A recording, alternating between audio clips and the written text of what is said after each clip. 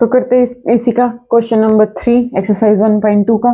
इससे पहले हमने फर्स्ट और सेकंड क्वेश्चन किए हैं, अगर और उससे पहले इंट्रोडक्शन वाला पार्ट है तो पहले वो देखना अगर आप ये वीडियो पहली बार देख रही तो, क्योंकि उसमें मैंने बेसिक इन सब का बेसिक बताया है तो तभी समझ आएगा। तो prove that the greatest integer function f from r to r is neither 1 1 nor on 2। हमें क्या करना है कि जो ग्रेटेस्ट इंटीजर फंक्शन होता है वो क्या होता है, हमें प्रूव करना है वो ना 1 1 होता है ना ही ऑन 2 होता है। तो पहले आपको क्या पता होना चाहिए, ग्रेटेस्ट इंटीजर फंक्शन के बारे में पता होना चाहिए।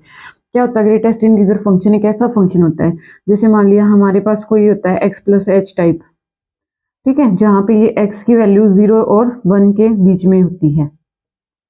मतलब क्या है, जैसे मैंने ले लिया 3.9, ओके, तो इसको मैं कैसे लिखूंगी, x का मतलब होता है जो हमारा इंटीजर पार्ट होता है। इंटीजर में देखो, जब हम इंटीजर की बात करते हैं तो उसमें हमारे पूरे नंबर्स आते हैं, यानी कि -3 -2 इनके बीच में भी बहुत सारे नंबर्स, लेकिन वो हमारे इंटीजर में नहीं आते, वो हमारे किस में आते हैं, आर में आते हैं।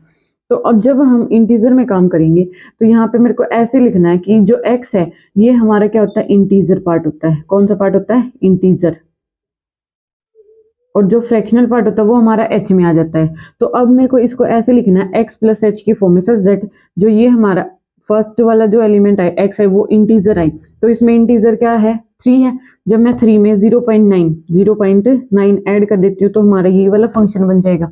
मैंने लिख दिया इसको x प्लस एच की फॉर्म में, और h की वैल्यू हमेशा देखो 0 और 1 के बीच में ही रहेगी।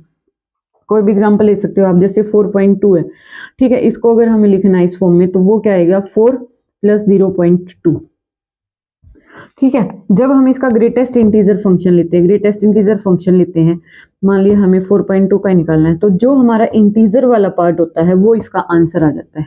इसका आंसर कितना आएगा, 4। अब जैसे मैंने ले लिया 4.2 है, अब 4.22, ठीक है, 4.234, कितना भी हम बड़ा ले लें उन सब का आंसर कितना आएगा, 4। कहने का मतलब क्या है कि जो हमारा इंटीजर पार्ट होता है ग्रेटेस्ट इंटीजर फंक्शन का आंसर वही आता है, जो हमारा क्या होता है, इंटीजर पार्ट। अब जैसे मैंने इसको लिखा 3.9, तो 3 प्लस 0.9, तो अगर मैं इसका ग्रेटेस्ट इंटीजर फंक्शन लिखूं तो वो हमारे पास क्या जाएगा, 3 आ जाएगा। क्या जाएगा, 3 आ जाएगा।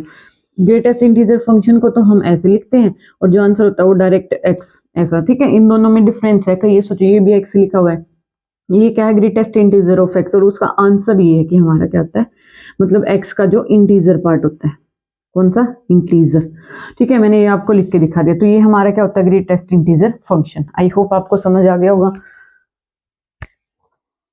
अब हमें क्या प्रूव करना है, अब हमें प्रूव करना है कि r टू r ये हमारे पास ना 1 1 होता है ना ऑन 2 होता है। देखो r में अब हमारे पास क्या आएगा, r में हमारे पास बहुत सारी वैल्यूज आएंगी। बहुत सारी वैल्यूज का मतलब जैसे मैं कहीं से भी 1 और 2 के बीच में कर लेती हूँ स्टार्ट, 1 से 2 के बीच में क्या आएगा हमारा, 1.2, 1.3, 1.4, 1.5, 1.6, 1.7, 1.8, 1.9। उसके बाद भी इसमें ये नहीं सिर्फ ये वाली वैल्यूज आएंगी। आर में जब हम काम करें तो इनके बीच में इनफाइनाइटली मैनी वैल्यूज आएंगी। कहने का मतलब क्या है, ये 1.2 है तो 1.22 वो भी इसके बीच में आएगा, 1.33, 4, 5, 6, सब कुछ, मतलब बहुत सारे नंबर, अनकाउंटेबल नंबर्स होते हैं जो जब हम आर में काम करते हैं तो दो की नहीं भी 2 नंबर्स के बीच में आते हैं, ठीक है। मैं इसमें कंफ्यूज नहीं करूंगी, आपको डायरेक्टली बताती हूँ। जैसे मैंने ले लिया 1 और 2 के बीच में, ये सारे के सारे हमारे पास आर में इंक्लूड होंगे, 1 और 2 के बीच ये हमारे सारे आएंगे। जब हम इनका ग्रेटेस्ट इंटीजर लिखेंगे, जब हम इनका क्या लिखेंगे, ग्रेटेस्ट इंटीजर फंक्शन लिखेंगे, तो इसके लिए मैंने क्या बताया था, इसको मैं लिखूंगी 1 प्लस 0.2, ठीक है, तो इसका आंसर कितना आएगा, 1। जब मैं इसको लिखूंगी 1 प्लस 0.3, तो इसका ये इंटीजर जो पार्ट होता है वो हमारा आंसर होता है ग्रेटेस्ट इंटीजर फंक्शन का, तो इसका आंसर भी कितना आएगा, 1। अब मैं इसको कैसे लिखूंगी, 1 प्लस 0.4, तो इसका आंसर भी हमारे पास 1 आ गया। 1.5 को कैसे लिखेंगे, 1 प्लस 0.5, तो इसका आंसर भी हमारे पास 1 आ गया। 1.6 को क्या लिखेंगे, 1 प्लस 0.6, ये भी 1 आ गया। इसको लिखेंगे 1 प्लस, यानी कि कहने का क्या मतलब है, जब तक हम 2 तक नहीं पहुंच जाते, जैसे यहाँ पे हमारा 2.03 या कुछ भी आ जाए, जब हमारा यहाँ पे फर्स्ट एलिमेंट 2 आ जाएगा, उससे पहले के जितने भी हम लेंगे एलिमेंट्स उन सब का आंसर हमारे पास 1 और 2 के बीच में कितना आएगा, 1 आएगा।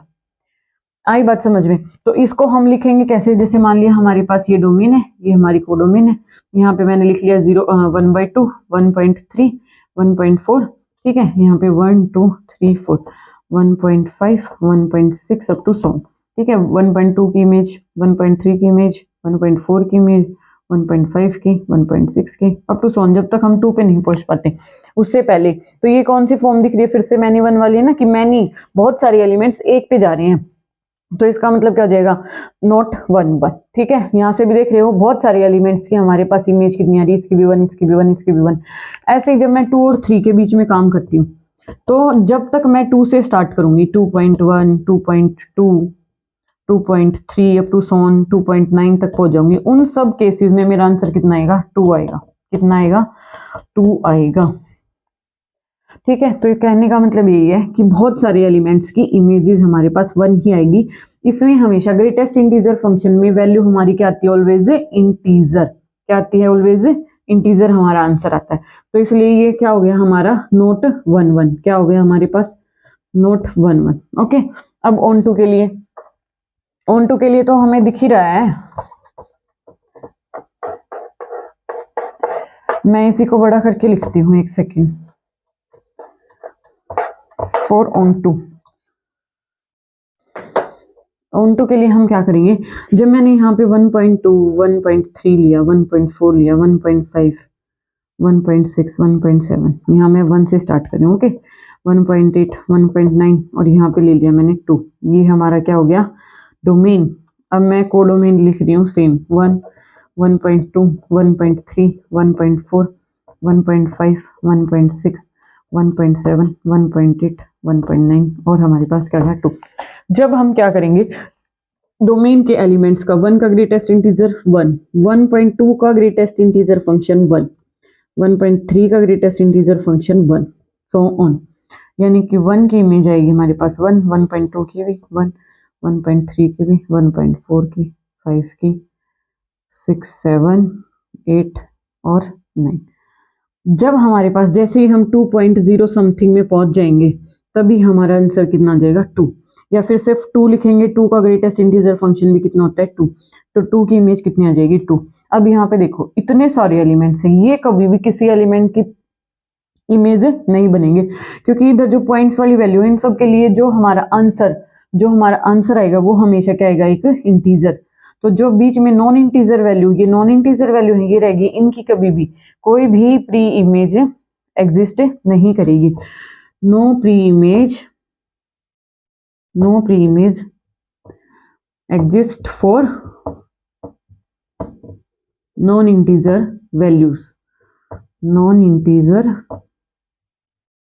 वैल्यूज ऑफ कोडोमेन, ठीक है। कोडोमेन में जितनी भी नॉन इंटीजर वैल्यूज हैं उनकी कभी भी कोई प्री इमेज एग्जिस्ट नहीं करेगी, किसके लिए, फॉर ग्रेटेस्ट इंटीजर फंक्शन के लिए। तो इसलिए क्या आ जाएगा, नोट ऑन टू।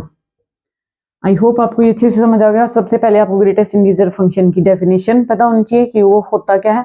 वो क्या होता है, जब कोई भी इंटीजर वैल्यू, मतलब कि ये क्या है कि कोई भी नॉन इंटीजर वैल्यू है, जब हम उसको x प्लस एच की फॉर्म में लिखते हैं तो उसका आंसर हमेशा हमारा इंटीजर ही आता है, तो वो हमारा ग्रेटेस्ट इंटीजर फंक्शन होता है। मैंने दिखा दी जितनी भी इंटीजर नॉन इंटीजर इन सब की वैल्यू 1 है, तो ये हमारा क्या है ना 1 1 होएगा, और इतनी सारी नॉन इंटीजर वैल्यू की कोई भी प्री इमेज एग्जिस्ट नहीं करेगी, तो इसका मतलब वो ऑन टू नहीं होगा।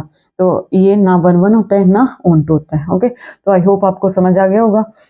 अगर कुछ डाउट है तो आप कमेंट कर सकते हैं, अदरवाइज चैनल को ज़्यादा से ज़्यादा लाइक शेयर एंड सब्सक्राइब करना है, okay. Thank you so much.